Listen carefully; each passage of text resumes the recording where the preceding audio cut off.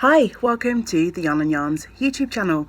My name is Angela and all the places you can find me on the internet should be linked down below in the description box. I'm most active on Instagram, where you can find me as Rainbow Ange for all of my personal stuff and personal knitting, and Yarn and Yarns, which is the name of the little shop that I run, and we're based in Penarth, which is just outside of Cardiff in South Wales in the UK. So I thought I'd record another Diary of a Yarn Shop Owner video this week. I think it's going to be quite a short one, but I'm going to start some of my summer tasks. And I know we're not even at the end of March yet. Well, it's just the end of March when I'm recording this. But I need to start planning for what's coming up. Traditionally, from sort of mid-April until sort of mid-August, things tend to quieten down in the shop. I have come to accept that not everyone is as obsessed by knitting and crochet as I am. I know some of you out there are as bad as me or as good as me. That sounded wrong, didn't it? Are as obsessed as me. I will knit and crochet all year round, but obviously I'm a bricks and mortar yarn shop and I have all sorts of customers who come through the doors. I lost my train of thought slightly there. I had a customer or two come into the shop. So yeah, I think I was saying that my summer months tend to be a little bit quieter in the shop, which means that I can think about doing some other tasks. I've got one big thing that I'd like to try and accomplish this summer, and I'd like to try and get a proper website going. It's been 2 years since I've taken over the shop, and I was desperate to get a website going as soon as I took over the business, and it's just one of those things that has been put down the list as, you know, the more pressing things of keeping the shop tidy and keeping the stock up to date. All that sort of thing has kind of taken up my time. I think it's really important that I get that going. I do have obviously online presence. I have got my Facebook page and my Instagram page, but it would be nice to have a dedicated website. And I think that's important, both just, you know, in this day and age, everyone is hopping on Google to try and find things, and it'd be nice to have an easy outlet for people to be able to shop with me if they wanted to. And also, I don't think I've spoken about this on the videos before, but the future of the shop is fairly uncertain at the moment. So the building that I am based in, I rent the shop portion. There's a flat upstairs. The flat's empty at the moment. There were a family living in there, but the landlord has decided to sell the building. The building's been up for sale for almost a year now, and so far there's been no interest. Well, when I say no interest, there have been people looking around, but the landlord has not accepted any offers yet. I have one more year left on my lease, so I'm now thinking that maybe the building might become a more attractive prospect for someone who wants to buy a retail premises to start their own business. So there's a chance that within the next year or so, Yarn and Yarns will have to move or close down. I would love to be able to buy this building, but I just don't have the financial means. The building is not in the best of conditions, so even if I had the means to buy the building, it would take a lot of work to get things up and running. But I mean, it could be perfect if I was able to, because I could potentially rent the flat out upstairs, which would provide me with an extra income stream. I don't think I've made any secret of the fact that it's difficult to make any sort of living being a yarn shop owner in a small town. I love what I do, don't get me wrong, and we pay the bills and we make a small profit, but I've probably said this before on the videos, I don't pay myself regularly, so that's one of the ways the shop keeps afloat, and I'm lucky that I have a very supportive partner who has a job that keeps us going financially in terms of bills and mortgage and all that kind of good stuff. So yeah, having, like, if I could afford to buy the building and rent the flat out, that would be a brilliant way to get a little bit of income going, but I can't do that, so there's no point really thinking about that right now. But at some point in the next year to 18 months, I could be looking at the future of the shop and wondering where it's going to go. And I guess one option could be that if I was not able to afford to find another premises, obviously if I decided if I wasn't able to stay here and I needed to move, there's not just the considerations of potentially a higher rent to pay. There's also moving costs and refitting a new premises, because it's very unlikely that if I moved that, you know, the shop would be exactly the same space. So if it came to a decision of having to move, then it's possible that that would also be the end of Yarn and Yarns. So I am thinking in the long term that maybe if I could get a website up and going, there's a small chance that I could keep Yarn and Yarns in some form, maybe as an online concern rather than a bricks and mortar shop, which the thought that makes me really sad, because I love my interactions with my customers, and I'm not dwelling on that too much at the moment because I don't know what's going to happen, and there's no point worrying about things that may or may not be. However, it's something that I do need to think about. So yeah, that's the main job for the summer. Before I could entertain having a website through which I might be able to sell, I need to be abreast of all of my stock. So I always do an annual stock take, because, as I've mentioned before, my stock taking is very manual. I have a spreadsheet which I update every day myself with the things that I've sold.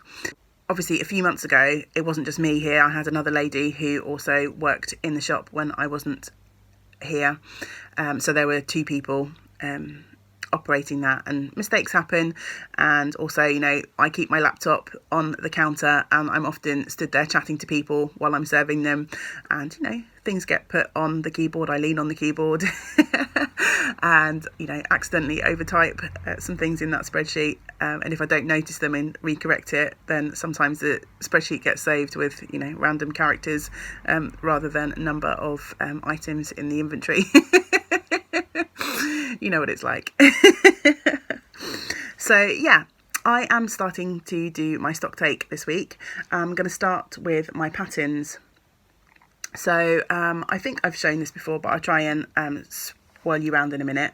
I keep a lot of my single patterns are I'll just flash you one in these kind of plastic holders, and then they're in these kind of ring bound files, and then I also have pattern books, and that section of the shop at the moment is a complete tip. My patterns definitely are not up to date. I have got piles of books out the back which aren't on display, either because they are books from you know, discontinued yarns, or I just don't have the space. And I went to working on my own. Prior to that, I had a little bookshelf in one of the corners in the shop which held all of the files, and then I had books in the shelves under the counter, but the little bookcase actually belonged to the lady who was working for me, and she decided to take that with her when she left. So things have been a bit higgledy-piggledy pattern wise since then, so it's time to get on top of it. So yeah, I'm going to start that task this week and see how far I get. It's going to be quite time consuming.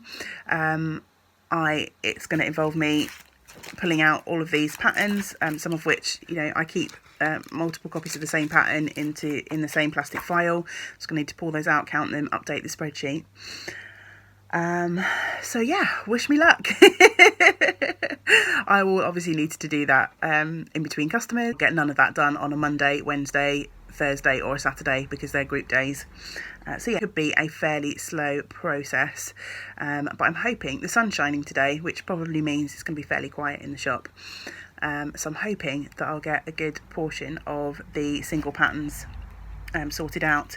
I'm also going to go through the files, and obviously as things get used and looked through, these often break. So I wish I could think of a way of storing these that didn't involve so much plastic, but I have not come up with a solution for that yet. They need to be obviously accessible but protected when people are looking through them. So yeah, if anyone has any ideas about that, then please do let me know. So yeah, I'll be going through, counting all my patterns, fixing or taking out any broken files, and just generally having a bit of a tidy up. So this is where I'm keeping the majority of my patterns at the moment. As you can see, it's super higgledy-piggledy, but that's mostly because one of the customers that just came in wanted to look through some of the files. So a bunch of them are just piled up on the table in the middle of the shop at the moment. I figure I might as well just keep them there rather than putting them back. So I need to have a good sort out, and I'm also hoping to implement the plan that I think I might have mentioned a few in my last yarn shop video. I've started to discontinue a few yarns, so if I swing you round, so around the shop there's a few cubby holes which are now becoming vacant, so I'm hoping to start breaking up the walls of yarn with a few of these sort of cubby holes filled with pattern books instead. So I was struggling to think about how I could go through my spreadsheets and know what I'd updated and what I hadn't. So this is what one of my spreadsheets looks like. This is a list of patterns that I've got from the company here in the UK called Serdar. So I have gone through all of my spreadsheets and turned everything into bold font. As I'm scrolling through, you'll see some of the patterns are in bold black and some of them are in bold red. If they're in bold red, it's because they no longer make that pattern. So I just try and keep track of obviously what I have in stock and what's popular. So over this side, I make a note of when the pattern was last sold.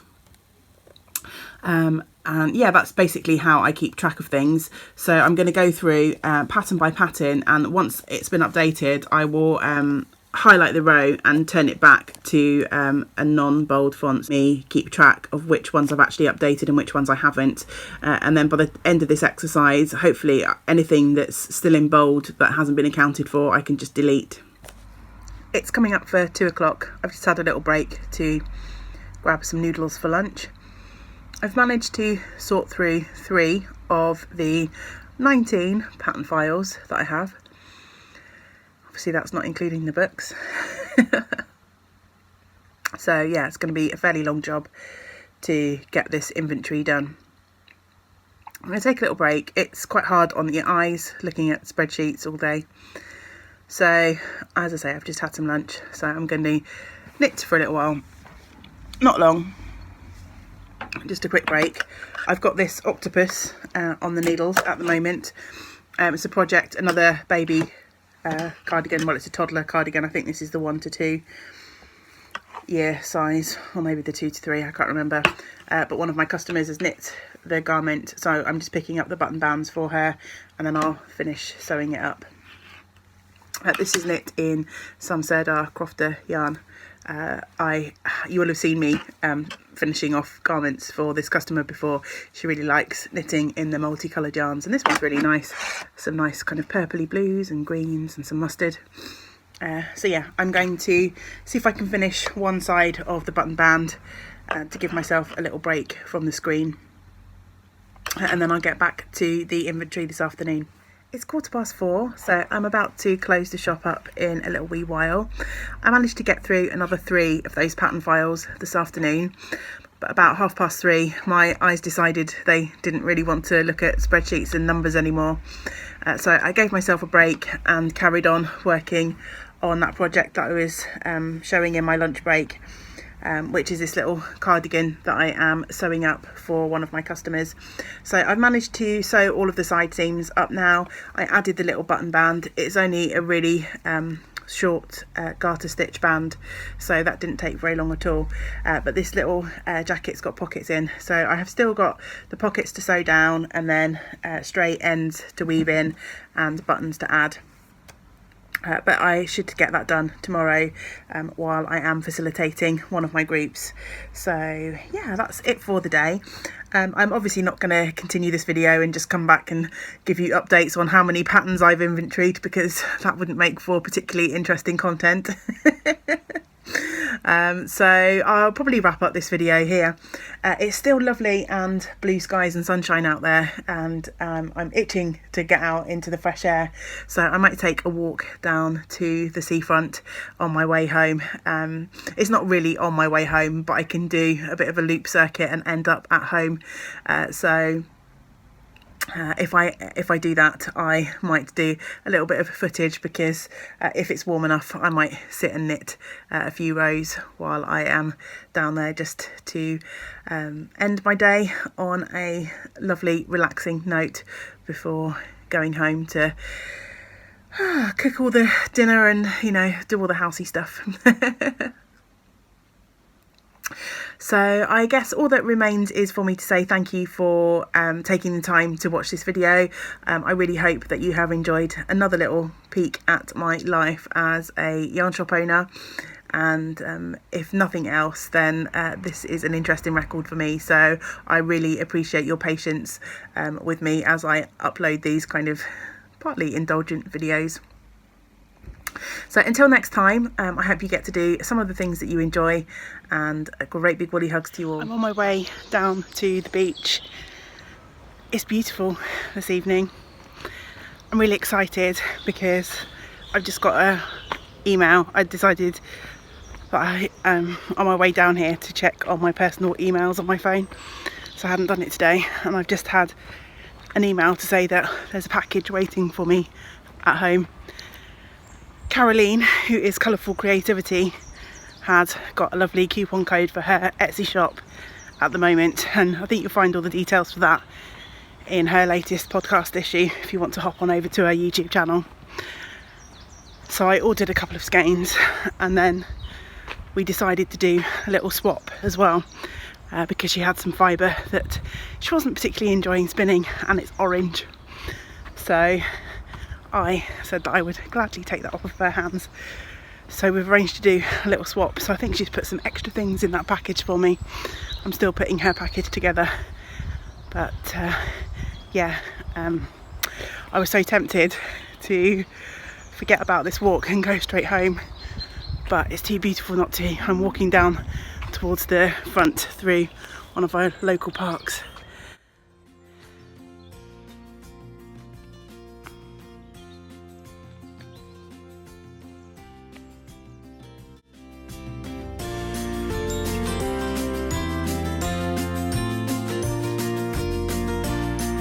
Found myself a little seat in the sunshine.